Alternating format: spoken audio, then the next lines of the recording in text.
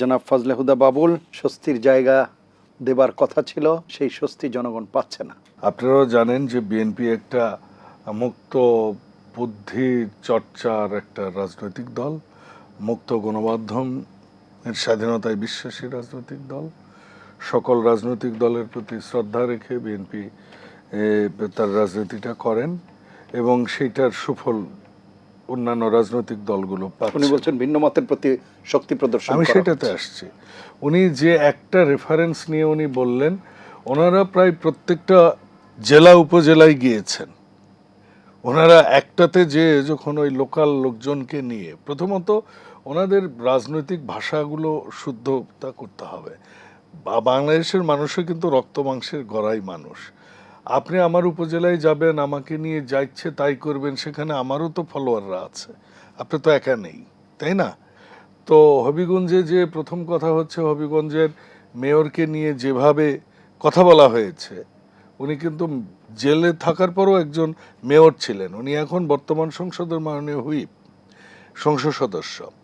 উনি হবিগঞ্জ জেলা বিএনপির উনি সভাপতি।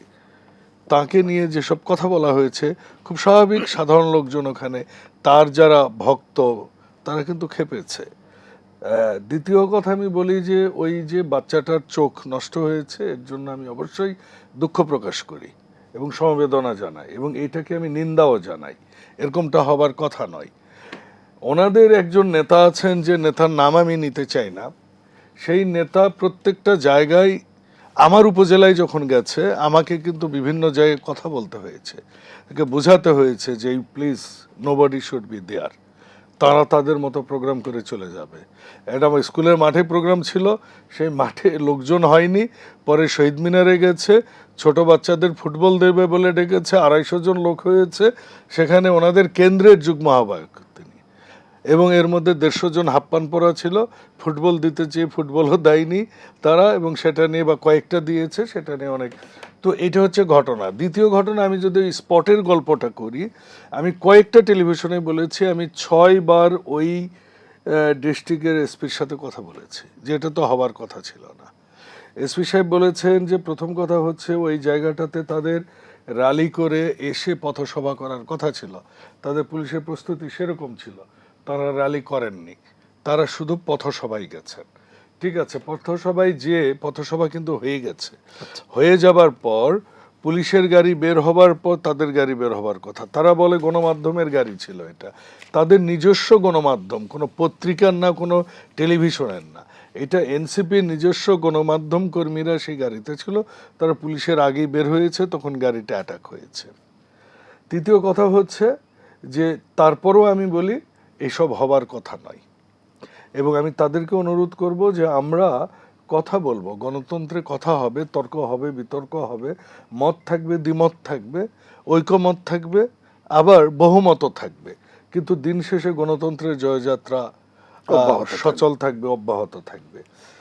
দ্বিতীয় কথা, উনি বলেছেন যে একটা খুব সুন্দর কথা বলেছেন উনি, সেটা হচ্ছে জনগণ পরিবর্তনের জন্য এসেছিল। হ্যাঁ, জনগণ তো পরিবর্তনের জন্যই ভোট দিয়েছে, জনগণ 31 দফার উপর ভিত্তি করে ভোট দিয়েছে, জনগণ আমাদের নির্বাচনী ম্যানিফেস্টোর উপর ভোট দিয়েছে, এবং জনগণ বিএনপির উপর আস্থা রাখে জন্যই বিএনপিকে ভোট। কিন্তু আপনার আকাঙ্ক্ষা থেকে সরে যাচ্ছে এখন জনগণ, এখন যদি বিরোধী দল তো ভাই ঘরে ঘরে দুর্গ গড়ে তুলতে চেয়েছে বিরোধী দলের নেতা আমাদের, এবং 11 দলীয় জোটের নেতা, এবং শুধু তাই নয়, টেনে হেসড়ে ফেলে দিবে, নামায় ফেলবে, হ্যাঁ, শেষ করে দিবে।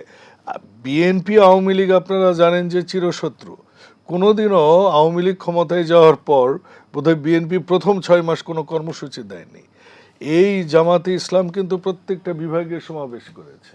শুধু তাই নয়, ডে ওয়ানে তারা সংসদ থেকে, আমি তো বলি যে হ্যাঁ, এটা তাদের গণতান্ত্রিক রাইট, সংসদ থেকে মানে ওয়াকআউট করেছেন তারা, এটা তাদের অধিকার।